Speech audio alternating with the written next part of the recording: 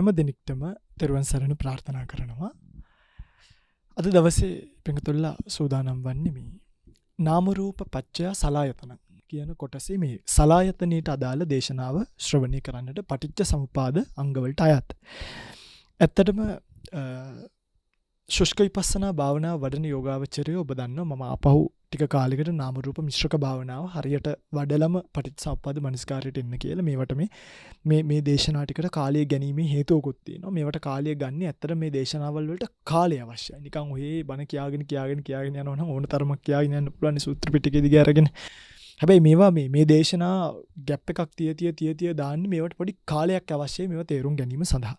ඉතින් අද දවසේ අපි ඒ නිසා නාම රූප පත්‍ය සලආයතනං කියන දේශනාව ශ්‍රවණය කරන්න මේ ධර්ම කාරණා වටහා ගන්නට සූදානම් වන්නේ. අද දවසේ මේ දේශනාව සඳහා දායකත්වයෙන් කටයුතු කරන බව සිහිපත් කරලා තින්නේ ජී කරුණාශීලී පින්වන්ත මෑණියන්. මේ වෙනකොට පිළිකා රෝගය හැදිලා තරමක් දුරට අසාධ්‍ය වෙනවා කියලා දක්වලා තියෙනවා. ඒ නිසා පින්වත් මෑණියන්ගේ බලවත් ආශාවක්ව පවතින සමින්හස්ගේ ධර්ම දේශනාවක් ලෝකෙටම විසිරුවා හරින්නට ප්‍රාර්ථනා කරගෙන අද දවසේ මේ පින්කම සිද්ධ කරන්නේ තමන්ගේ පවුලේ ඥාතීන්. ඉතින් ඇත්තරම පින්වත් අම්මට ප්‍රාර්ථනා කරනවා මේ සලආයතන දේශනාව ඔබට ඔබේ සසර සෝපත් කරන්න ලොකු හේතුවක් බවට පත් වෙයි. මේ පටිච්චසමුප්පාද දේශනා ටිකම ශ්‍රවණය කරන්න නාම රූපයන් කොයි ආකාරයෙන්ද සසර යන්නේ කියන එක මේන් ඔබට වටහා ගන්නට පුළුවන්කම ලැබෙයි. ඉතින් කියනෝනේ මේ සලආයතන පිළිබඳව කතා කරද්දී මේකේ ටිකක් ගැඹුරින් අපිට කතා කරන්න දේශනාවකුත් තියෙන කියන අභිධර්ම කාරණාත් මුල් කරගෙන. මේ සලආයතන දේශනාව විශේෂයෙන්ම කියනෝනේ මේ භාවනාවට ගද්දී දැන් අපි හිතමු මේක අපිට දෙකකට කඩන්න පුළුවන්. එකක් තමයි මේ භාවනාවට උපයෝගී වෙන පැත්ත. භාවනාව. අනිත් එක තමයි මේ දැනුමට උපයෝගී වෙන පැත්ත. අන්න එහෙම එකකුත් තියෙනවනේ. දැනුමට උපයෝගී වෙන පැත්ත. දැන් අපි මේ වගේ තැන්වලදී මේ දැනුමට උපකාරී වෙන සියලු කරුණු ගන්නෙ නෑ ඇත්තටම. මොකද මේ වගේ චූටි කරුණුත් අපිට දැන ගැනීම පිණිස තියෙන නිසා දැන් අපි ගත්තොත් එහෙම මනායතනය කියන එක ගත්තාට පස්සේ ඒක ඇතුලේ අපිට දීර්ඝ විග්‍රහයකට යන්න පුළුවන්. එතකොට වෙන්නේ මේ විතර්ක බහුල චරිතයක් බවට පත් වෙන යෝගාවචරය. ඒ නිසා භාවනාවේදී අපි ගන්න අර විතර්ක බහුල චරිතයක් වීමට අවශ්‍ය කරන සියලු කාරණා නෙමෙයි. මේකෙදි අපි ගන්නේ මේ ක්‍රමවේදය තේරුම් ගන්න අවශ්‍ය කරන ධර්ම කාරණා ටික විතරයි. ඒ කියන්නේ මේක හරියට මේ සිස්ටම් එක දැනගන්නවා වගේ වැඩක්. මේ සිස්ටම් එක මොකක්ද මේක ඇතුළේ කොයි විදියටද ප්ලග් වෙලා තියෙන්නේ කොයි විදියටද හැදිලා තියෙන්නේ කොයි විදියටද කොතනින්ද මේක ඇවිල්ලා තියෙන්නේ හරියටම කියනවනම් මේක කම්පියුටර් එක හાર્ඩ්වෙයාර් පැත්ත වගේ. කියන්නේ කම්පියුටර් එක හදන හැටි. මේක ඇවිල්ලා කම්පියුටර් එකේ සොෆ්ට්වෙයාර් පැත්ත වගේ. කියන්නේ ඒකෙන් වැඩ කරගන්න හැටි. කම්පියුටර් එකක් හදනවා කියන එකයි වැඩ කරනවා කියන එකයි දෙකක්නේ. කම්පියුටර් එකක් හදන්න මදර් බෝඩ් එකක් ගන්න ඕනේ. ප්‍රොසෙස් එකක් ගන්න ඕනේ. කේසින් එකක් ගන්න ඕනේ ඒකට හරියන. අවශ්‍ය කරන කූලින් ෆෑන්ස් දාන්න ඕනේ. RAM ගන්න ඕනේ. හાર્ඩ් ඩිස්ක් ගන්න ඕනේ. අපි තීරණය කරන්න ඕනේ අපි ගන්න ග්‍රැෆික් කාඩ් එක අපි ග්‍රැෆික්ස් වලට ගන්නවා නම් අන්න ඒ වගේ මේක ගොඩක් දේවල් තියෙනවා. ඒ කියන්නේ කොච්චර හાર્ඩ් ඩිස්ක් ප්‍රමාණයක් අපිට ගහන්න ඕනද? DVD රයිට් එකක් දාන්න. ඒ ඔක්කොම හાર્ඩ්වෙයාර් පැත්ත. සොෆ්ට්වෙයාර් පැත්තට ආවම අර ග්‍රැෆික්ස් වලට දාගන්න කියලා දාගත්ත ග්‍රැෆික් කාඩ් එකෙන් වැඩ කරන්න පුළුවන් සොෆ්ට්වෙයාර් Photoshop වේවා, Premiere Pro වේවා, After Effects වේවා අන්න ඒ වගේ උඩින් වැඩ කරගන්න ක්‍රමවේදය හඳුනා ගැනීම තමයි භාවනාව කරන්නේ. සිස්ටම් එක සහ ඒ ක්‍රියාවලිය තේරුම් ගැනීම පිණිස කරන දෙකක් මේක. එතකොට අපි අර ගැඹුරු ධර්ම කාරණා කියන පැත්තේ ඒ නිසා මෙතනදී ගන්නෙ නෑ කියන එක මතක තියාගන්න ඕනේ. ඒකයි තමයි දේශනාව පරිපූර්ණ දේශනාවක් වෙන්නේ නැහැනේ. අර භාවනාවට අපේ යෝගාවචරයන්ට අවශ්‍ය කරන ටික විතරයි නේ. ඒ නිසා අපි මෙතනදීම මේක මකලා භාවනා පැත්ත ඉස්සරහට කරගෙන යනවා. සලආයතන පිළිබඳව තියෙනවා. හොඳයි. නාම රූප පත්‍ය සලආයතන. නාම රූප කියන එක පහුගිය දේශනාවේ සිහිපත් කරානේ. ආයතන 6ක් ගැන දක්වලා තියෙනවා. ඒක තමයි චක්කායතන. මම නිකන් මෙහෙම දාන්න. චක්කු නැත්තම් 2 සෝත දන්නවනේ පිටින් මම ලියන්න ඕනේ නෑනේ බොරුවට. සෝත 3 ගාන 4 ජීවහා 5 කාය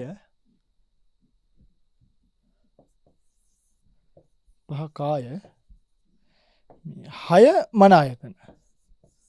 ඒක පොඩම වෙන එකකින් ලියන්න මනායතන. ඔය තමයි ආයතන 6. සලආයතනන් කිව්වේ ඒකනේ ආයතන 6ක් කියලානේ. චක්කායතනය, සෝතායතනය, ගානායතනය, ජීවහායතනය, කායායතනය, මනායතනය. මේවා ඇවිල්ලා එතර මේ චක්කායතනය කියලා කියන්නේ පිංගුතුනි මේ චක්කු ප්‍රසාදයට නැත්තම් ඇහැට නෙමෙයි හරිද ප්‍රසාදයටමයි කියන්නේ රූප ගැනීමට උපකාර වන චක්සු ප්‍රසාදයට කියනවා ඒ ඔය උපය කියලා අපි කියන්නේ ඒ අදාළ උපයට කියනවා චක්කායතනය කියලා. ද සෝතායතනයක් දන්නවනේ සෝත ප්‍රසාදයනේ සෝත ප්‍රසාදය ගානත් ප්‍රසාදය ප්‍රසාදය ජීවහත් ප්‍රසාදය කායත් ප්‍රසාදය ඒකත් එහෙමම තමයි මේකත් එහෙමමයි. හැබැයි මන ආයතනයේ දැන් චක්කු ප්‍රසාදය සෝත ප්‍රසාදය ගාන ප්‍රසාදය ජීවහ ප්‍රසාදය කාය ප්‍රසාදය ප්‍රසාද රූපයට නැත්නම් ඒ උපයට රූප දැන ගැනීමට උත්පත්ති ස්ථානයි රූපයට උත්පත්ති ස්ථානයි බවට පත්වන රූප දැන ගැනීමට උදව් කරන තැන විඥානීය උත්පත්ති ස්ථානයට හේතු වන තැනට කියනවා මෙන්න මේ ආයතනය කියලා. මන ආයතනය කියලා කියන්නේ වෙන කතාවක්. මන ආයතනය කියන්නේ අන්‍යම ප්‍රසාදයක් නෙමෙයි. මන ආයතනය කියලා මෙතනදී කිව්වේ පිංගුතුනි විඥාණයටමයි.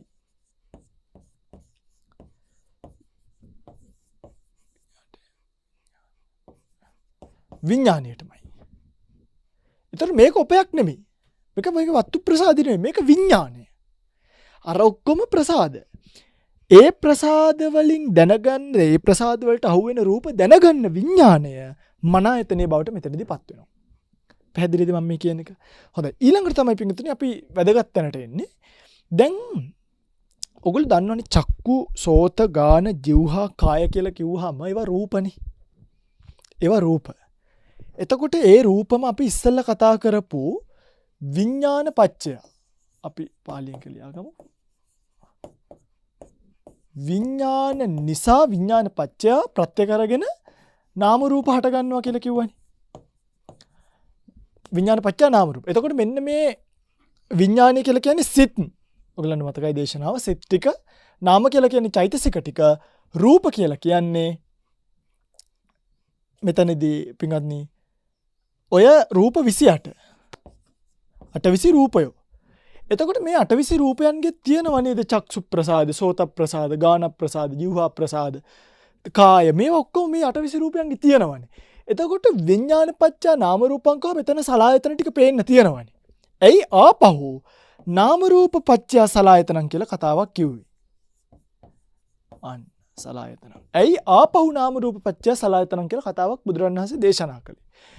ඒකට හේතුව තමයි පින්තුනි මෙන්න මේක. දැන් අපි හිතමුකෝ අපි ගමුකෝ ගහක්. ගහ ගත්තාට පස්සේ ගහ හිට වෙන්නේ බීජයකින්. ඔන්න බීජයක් තියෙනවා. බීජයක් තියෙනවා. මේ බීජය අපි පොළොවේ යටට හිර කරාට පස්සේ ඔන්න මේකෙන් නැගෙනවා ගහක්. මුලින්ම ඔහොම කඳ නැගිලා ඊළඟට ටික මෙහෙම අතු වෙන්න පටන් ගන්නවා. අතු. ඔන්න අතු ආවා. ඊළඟට අතු වල එන්න පටන් ගන්නවා රිකිලි. ඔන්න රිකිලි එනවා. ඔයාට කියන්නේ රිකිලි. බලන්න. ඊළඟට මේක එන්න පටන් ගන්නවා පත්‍ර. ඔන්න පත්‍ර එන්න පටන් ගන්නවා. ඔහොම එන්න පටන් ගන්නවා නේ. මම මේ දල අදහසකට පෙන්නන්නේ. පත්‍ර ආවට පස්සේ මේ පත්‍රස්ස එන්න පටන් ගන්නවා ගෙඩි. ඔන්නෝම ගෙඩි එනවා. දැන් බලන්න. බීජය නිසා ගසකුත්, ගස නිසා අතුත්, අතු නිසා රිකිලිත්, රිකිලි නිසා පත්‍රත්, පත්‍ර නිසා මලුත් ආවා. එතකොට මේක ඩිරෙක්ට්ම අපිට කියන්න පුළුවන් නේද මේ බීජය නිසා තමයි මේ මුළු ගහම ඇති වුනේ කියලා. කියන්න පුළුවන් බීජය නිසා තමයි ගහම ඇති වුනේ. හැබැයි අපිට තව විදිහකට මේක පෙන්වන්න පුළුවන් නේ. මොකද බීජය නිසා ගහකුත්, ගස් නිසා අතුත්, අතු නිසා රිකිලිත්, රිකිලි නිසා පත්‍රත්, පත්‍ර නිසා ගෙඩිත් හටගත්තා. අන්න එහෙමත් අපිට කියන්න පුළුවන්. මල් කියමුකෝ මල් නිසා ගෙඩි. දැන් ඒක මෙහෙම ගියත් වැරදි නෑ. අන්න ඒ වගේ මේ විඥාන කියන ප්‍රධාන බීජය මුල් වෙලා තමයි මේ සලආයතන අරෝමේ ඔක්කොම හටගන්නේ. හැබැයි ඒක අර ගස් රිකිලි ආදී දේවල් පස්සේ හට ගන්නවා වගේ. පිටුතරට තේරෙයි තව චුට්ට වෙලාවකින් මම පැහැදිලි කරද්දී මේ නාම රූප දෙකත් හේතු වෙලා පස්සේ ඇති වෙන ආයතන ධර්මයන්ගේ වර්ධනය වීමට මේ නාම රූප දෙක හේතුවක් වෙනවා. තේරුණාද කියන්නේ? ඒ කියන්නේ දැන් අපි හිතමු සත්වෙක් උපදිද්දිම අණ්ඩජව හරි ජලාබුජව හරි මව් කුසේ උපදිද්දිම එයාට පහළ වෙනවනේ මේ කාය ආයතනයයි මන ආයතනයයි කියන දෙක. ওই දෙක පහළ වෙනවා. හැබැයි සත්වයා නැවත ඒ කියන්නේ වැඩෙනකොට සත්‍ය වැඩෙනකොට දැන් මේ ඇති වෙච්ච කාය ප්‍රසාද ගණනාව විතරක් නෙමෙයි වැඩෙන්න තව කාය ප්‍රසාද ඇති වෙනවා සත්‍යයටනේ. උදාහරණයක් දැන් අපි තුකෝ ඊතුරු ආයතන උනත් හටගන්නේ පස්සේ කාලෙකදී දැන් චක්කායතනය, සෝතායතනය, ගානායතනය, ජීවහායතනය. ඒවා හටගන්නේ පස්සේනේ. කාලයක් ගිහිල්ලා කියන්නේ මේ රූප පිණ්ඩයන් වැඩුණාට පස්සේ. ඒ නිසා බුදුරජාණන් වහන්සේ මේ දෙවිදිහම පෙන්වන්න හේතුව තමයි පිංගුතුනි. එකක් මේ විඥානපච්චා නාම රූපං වගේම දැන් එතනදී මේක අයිති වෙනවා. ඒ නාම රූපපච්චා සලආයතන නැවත මේකේ වැඩිවීමක් පෙන්වන්න පුළුවන්. ඒක එක හේතුවක්. එක හේතුවක්. එක හේතුවක්. ඊළඟ හේතුව තමයි ඊළඟට අපි කතා කරන සලආයතන පච්චා පස්සෝ අන්න ස්පර්ශය කියන එක තමයි මේකේ වඩා ප්‍රබල හේතුව. මේ පස්ස කියන එකට පෙන්වන්න පුළුවන් ළඟම හේතුව නාම රූප වලටත් වඩා මේ සලායතන කියන එක. ආයතන 6 කියන එක. ඒකයි නාම රූප පත්‍ය පස්සෝ කියන්නේ නැතුව නාම රූප පත්‍ය සලායතන. මේකේ ආපහු නැවත වැඩි යාමක් බුදුරණවහන්සේ පෙන්නන. ඒ පෙන්නපු වැඩි යාමෙන් පස්සේ ඒකට වෙන්නේ ස්පර්ශ. දැන් ආයතන කියන්නේත් ඒකනේ පින්නේ. ආයතන කියන්නේ ඇයි? ආයතන කියන්නේ අපි ගත්තොත් එහෙම ආයතන කියන එකේ අර්ථකථනය ගන්න පෙ සලායතන කිව්වහම ආයතන අර්ථකථනය තමයි මේ රූපාදී ආරම්මන වලට උපකාර වෙමින් නැවත නැවත සංසාරය දික් කරනවා කියන එකනේ. නැවත නැවත සංසාරය දික් කරන්නට උදව් කරනවා. අන්න ඒකට කියනවා ආයතන කියලා. පිටුතරට පැහැදිලිද මම මේ කියන එක? එතකොට දැන් ඔන්න මේක අපි සයන්න දෙයක් කතා කරා. දැන් එතකොට පිටුතුනි අපි හිතමුකෝ මෙතනදී මේ ආයතන පහළ වෙනකොට ආයතන පහළ වෙන විදියක් තියෙනවා. කාම ලෝකේ අපි බලන්න ඕනේ, රූප ලෝකේ බලන්න ඕනේ, අරූප ලෝකේ බලන්න ඕනේ. හරිද? දැන් අරූප ලෝකයේදී පහළ වෙන්නේ මන ආයතනෙ විතරයි. මන ආයතනෙ විතරයි. රූප ලෝකයේදී චක්කු සෝත මන කියන මේ තුන පහළ වෙනවා. ජීවහා මේ ගාන ජීවහා කාය කියන ඒවා නැතුව. කාම ලෝකයේදී මේ ආයතන හයම පහළ වෙනවා. හැබැයි පහළ වෙනකොට පළවෙනියෙන් පහළ වෙන්නේ අර කාය ආයතනේ මන ආයතනේ විතරයි. රූපේ ටිකක් කාලයක් ගියාට පස්සේ අන්න ඒක තමයි අර විඥානපච්ච නාම රූපං කියන තැනදී මෙතනදී අර මූලික ටික තමයි ඇති වෙන්නේ. සත්‍ය වැඩි යාමෙන් තමයි මේවා නාම රූප පච්චය සලආයතනං බවට පත් වෙන්නේ. අර කය ගැන අපි කතා කරපුවත් එක්ක. ඊළඟට මන ආයතනය.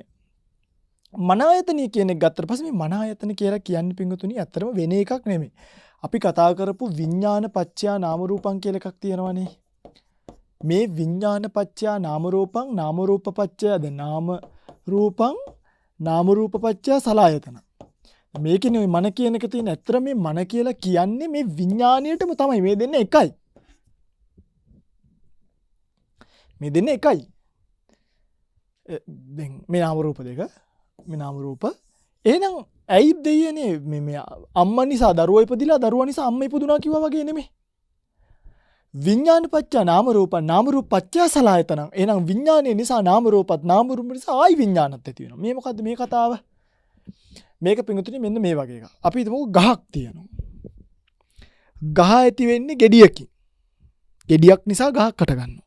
ගහෙන් ආපහු ගෙඩිය හට ගන්නවා. ඒ ගෙඩිය ආපහු ඇටේ හිටවුවොත් එහෙම අපි ඇටයක් නිසා ගහක්. ඒ ගහේ ඵලයේ ඇටේ නිසා ආපහු ගහක් හට ගන්න පුළුවන්. අන්න ඒ වගේ ඇටය නිසා ගසත් ගස නිසා නැවත ඇටයත් බලන්න ඇටේ දෙපාරක් එනවනේ. බීජය නැත්තම් මේකට කියනවා අපි ඇටය ගස ආයිත් ඇටයනේ. ආයි දැන් මේ චක්‍රය යනවනේ කොහොම ගස ආයි ඇටේ ආයි ගස කුකුලකට කිකිලි බිත්තරේ වගේ. මෙන්න මේක තමයි මෙතනදී වෙන්නේ. මේ පළවෙනියට ඇති වෙලා දෙන විඥාණය තව එකක් කියන්නකො සංසේදජය ඕපපාතික සත්‍යයන්ටයි මේ ආයතන ඔක්කොම එකවර පහළ වෙනවා. පස්සේ තමයි නාම රූප නිසා නැවත ඒතුරු ආයතන හට ගැනීම සිද්ධ වෙන්නේ. දැන් අපි ගමුකෝ මෙන්න මේ කතාව මනෝවිඥාණයට අදාළ කතාව. කොහොමද මේක වෙන්නේ දැන්? මෙතනදී මෙතනදී විඥාන වලට හේතුනේ සංස්කාර. මේ අතීත භවයෙන් මේ භවයට එන අවස්ථාව සහ මේ විඥාන පරම්පරාව ඇති වෙන්නේ ප්‍රධාන හේතුව. දැන් මේ කතා කරන්නේ මේ එක භවයක් ඇතුලේ නැවත කොහොමද මේ පටිච්චසමුප්පාදේ ක්‍රියාත්මක වෙන්නේ කියන එක. මෙතනදී මේ මන ආයතනයට හේතු උනේ සංකාර නෙමෙයි. අන්න ඒකයි වැදගත්. මේකට හේතුව දැක්කුවේ නාම රූපනේ. නාම රූප පත්‍යානේ. මෙන්න මේ නාම කියන එක තමයි මන ආයතනයට හේතු වෙන්නේ. විඥානීය නෙමෙයි. විඥානීය කිව්වොත් වැරදි. විඥාන පත්‍යාවන සලආයතනං කිව්වන. නාම රූප කිව්වට පස්සේ මෙතන තියෙන්නේ චෛතසික 52ක් නේ. ඒතර චෛතසික නිසා කොහොමද නැවත සිත් හට ගැනීම සිද්ධ වෙන්නේ? ඒක වෙන්නේ මෙන්න මෙහෙමයි. අපි හිතමු කවුරු හරි කෙනෙක් එක්කෙනෙක් ගැන බලලා කේන්තියක් ඇති කරගන්නවා. තද කේන්තියක්, අධික වේගයකින්, අධික උත්සාහයකින් කේන්තියක්. අන්නේ ද්වේෂය කියන්නේ මෙන්න මේක චෛතසිකයක්නේ. ඒ ද්වේෂය නිසා එයාට පුළුවන් නැවත ඒ කියන්නේ අලුතෙන් නැවත සිත් හට ගන්නවන්න පුළුවන්. පුරාණ කර්මය නිසා ලැබිච්ච විපාකය නිසා නැවත අලුතෙන් කර්ම රැස් කරනවා කියන සිද්ධිය වෙන්නේ මෙන්න මෙතනදී. పూర్ව කර්මයෙන් ලැබිච්ච නාම රූප දාදී විඥාන නිසා නැවත අලුත් කර්ම රැස් කරන්නේ කොහොමද? මෙයා ද්වේෂ සහගතව කෙනෙක් එක්ක හිතපු ගමන්, ද්වේෂ සහගත විපාක සිතක් මෙයාට ආපු ගමන්, මෙයා ඒක උපයෝගී කරගෙන නැවත අවුරුදු ගණන් වුණත් සිත් ඇති කරගන්න. රාගය ගන්න.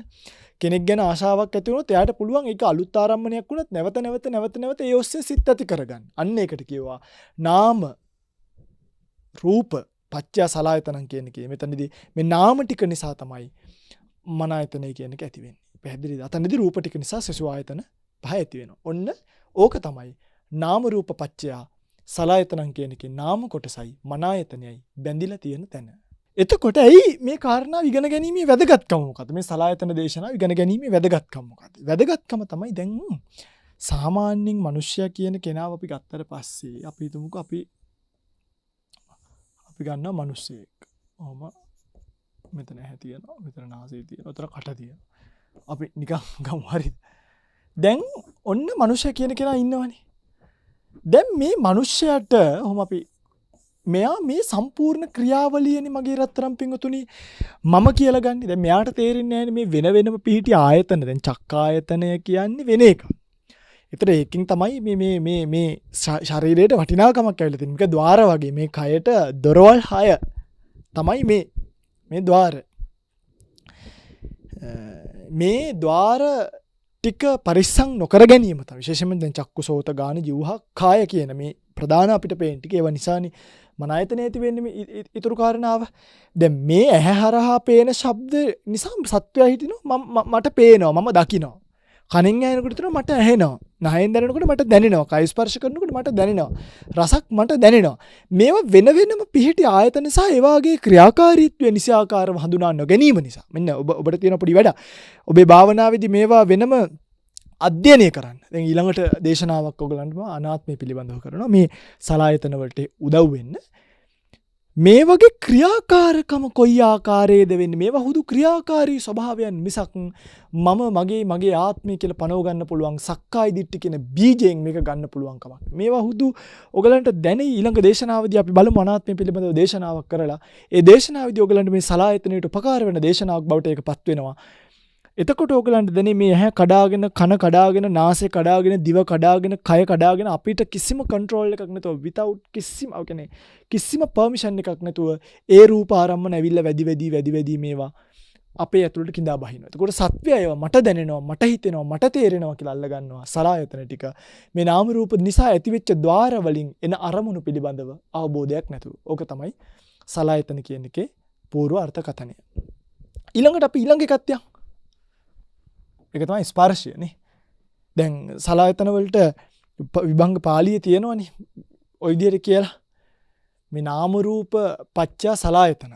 මොකද්ද? තත්ත කතමං නාම රූප පත්‍ය සලආයතන. හරි චක්කායතනං සෝතායතනං ගානායතනං ජීවහායතනං කායායතනං මනායතන. ඉදං උච්චති නාම රූප පත්‍ය සලආයතන. ඊළඟට සලආයතන පත්‍ය පස්සෝ. තත්ත කතමං සලආයතන පත්‍ය පස්සෝ. අන්න පස්සේ පිළිබඳව තියෙනවා එකක් ලියලා පෙන්නන්නම්. එතකොට තේරෙනවා. චක්කු මේ වචනේ සම්පස්සය කියලා එකතු වෙන්න ඕනේ. සම්පස්සය, චක්කු සම්පස්සය. ওই විදිහටම සෝත සම්පස්සය, ගාන සම්පස්සය, જીවහා සම්පස්සය, කාය සම්පස්සය, මනෝ සම්පස්සය කියලා මේ සම්පස්ස හය එකතු වෙනවා. එතකොට හරිනේ හයක් තියෙනවා. 2යි 3යි 4යි 5යි 6යි.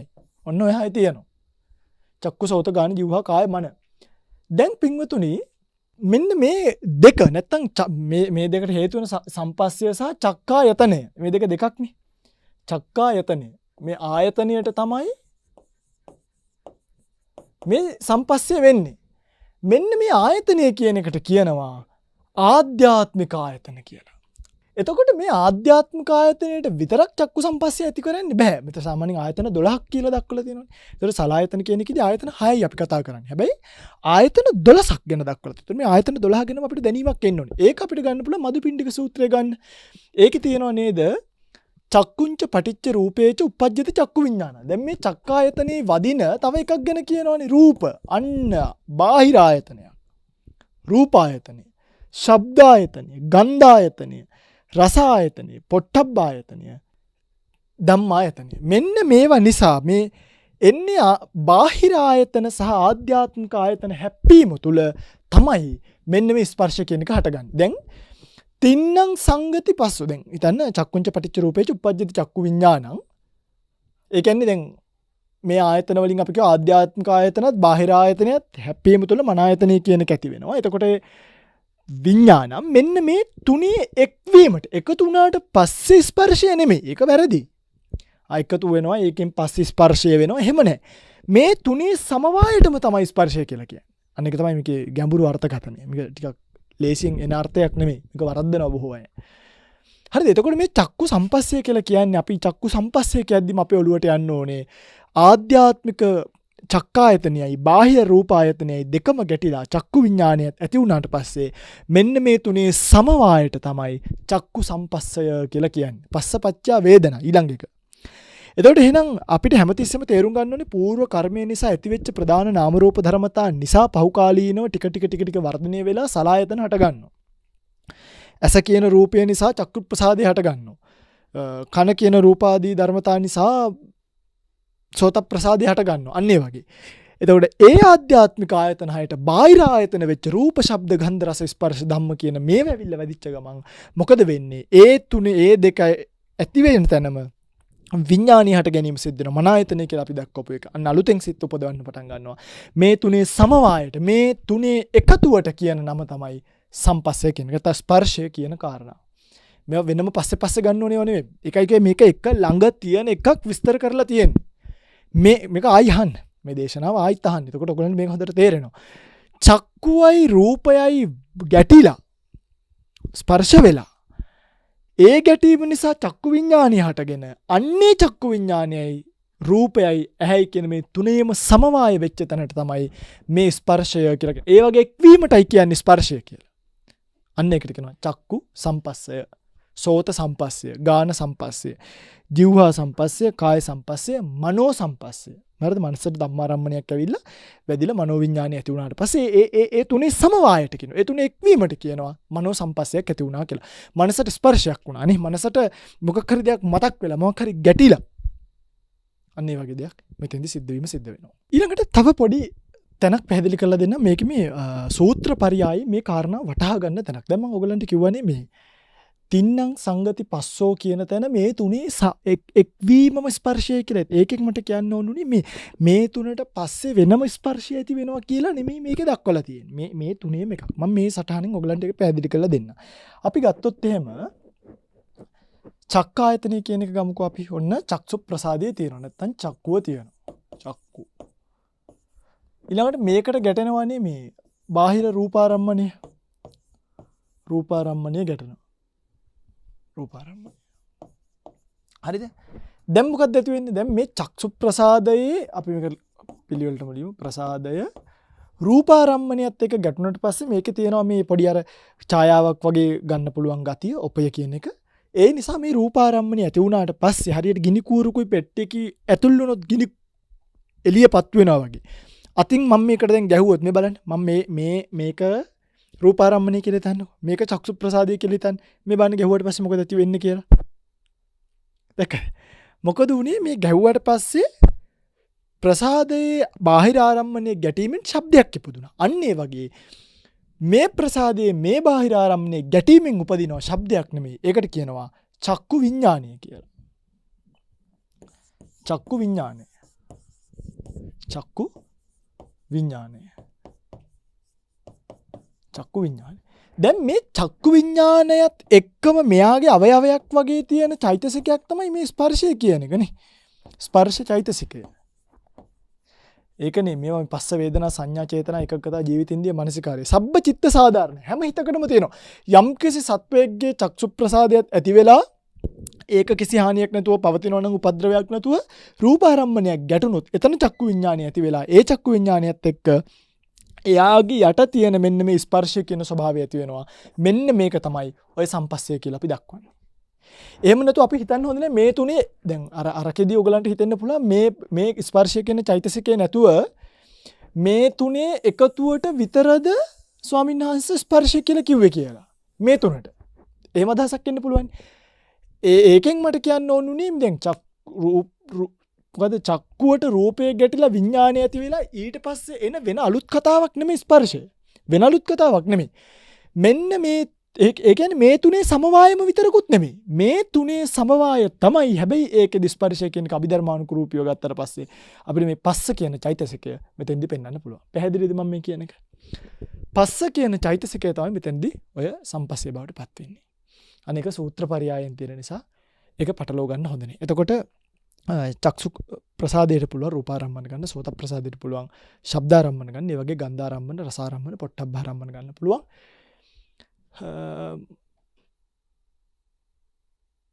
ධම්මාරම්මන ගන්න පුළුවන් මන ආයතනයට. මන ආයතනේ නැත්නම් විඥාන කියලා කියපු මන ආයතන විඥාන සංඛ්‍යාත මන ආයතනයට ධම්මාරම්මන ගැටීම ඇතුලේ නැවත මනෝ විඥාන හට ගැනීම සිද්ධ වෙනවා. ඒ විතරක් නෙවෙයි බාහිර අරමුණ කියන්නේ රූප ශබ්ද ගන්ධ ඒවත් ගන්න පුළුවන් ගතියක් මේ මන ආයතනයට තියෙනවා. විශේෂයෙන් මේ ඒක ගැන ඉගෙන ගන්න ඕන නම් මම කලින් කරපු ඔය මනස සහ ධම්මාරම්මන මන ආයතන සහ ධම්මාරම්මන පිළිබඳව දේශනාව ශ්‍රවණය කරන්න. ඒකේ දීර්ඝ විස්තරයක් කියලා තියෙනවා. මේ මානසිකව ඇති වෙන මනංච පටිච්ච ධම්මේච uppajjati මනෝවිඥාන කියන කතාව කොයි විදිහටද කරුණු සාධක සහිතව වෙන්නේ කියලා. එතකොට චක්කායතන ආදී ආයතන වල ගැටීමකුත් මේකේ සිද්ධ වෙනවා. ඒ හැම දෙයකින්ම මනෝවිඥානය කියන එක ඇති වෙන්න පුළුවන්.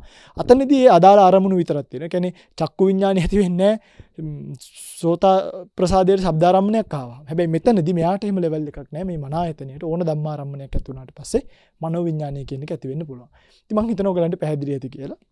මේක තමයි අපි සලායතන සහ ස්පර්ශය කියන දෙකම එක දේශනාවේ කතා කරා. ඉතින් ඔයගොල්ලෝ ටිකක් මේක කල්පනා කරලා බලන්න. මේකට පොඩි නෝට් එකක් හදාගන්න. තේරෙන්නේ නැති තැන් නැවත විමසන්න පුළුවන්. අවස්ථාවක් ලැබුණාම ගෲප් වලින් සහ කමෙන්ට් සෙක්ෂන් එකේ තියෙන ඕන දෙයක් අහන්න පුළුවන් වෙලාවක උත්තරයක් දෙන්නම්. දැන් ඉතින් පොඩක් කල්පනා කරලා මේ process එක තේරුම් ගන්න. මේ සිද්ධිය තේරුම් ගන්න. මේ සිද්ධි දාමයේ මොකක්ද ස්වාමීන් වහන්සේ මේ මොකක්ද කිව්වේ කියන එක හොඳට තේරුම් ගන්න. වරක් දෙවරක් තුන් වරක් නෙවෙයි සෑහෙන වතාවක් හරි අහලා.